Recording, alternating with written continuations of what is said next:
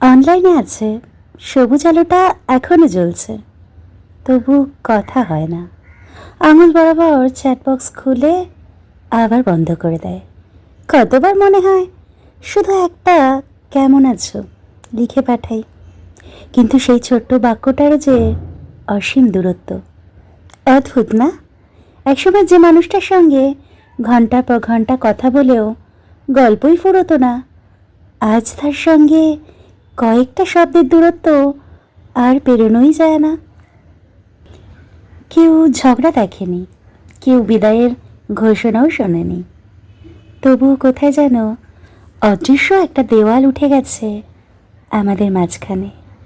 হয়তো দুজনেই অপেক্ষা করছি, একজন ভাবছে ও আগে বলুক, আরেকজনও ঠিক একই কথা ভেবে নীরব হয়ে আছে। এই নীরবতাই ধীরে ধীরে সম্পর্কের সবচেয়ে ভারী ভাষা হয়ে ওঠে। সব প্রশ্নের উত্তর থাকে না, কিছু সম্পর্কের শেষও হয় না, আবার শুরুও হয় না। শুধু দুজন মানুষ একই আকাশের নিচে একই সময়ে অনলাইনে থেকেও একে অপরের জীবনে অফলাইন হয়ে যায়।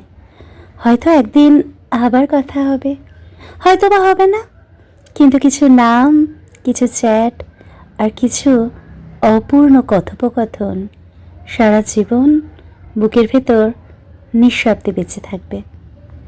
কলমে সন্দীপন, নীরবতার দূরত্ব।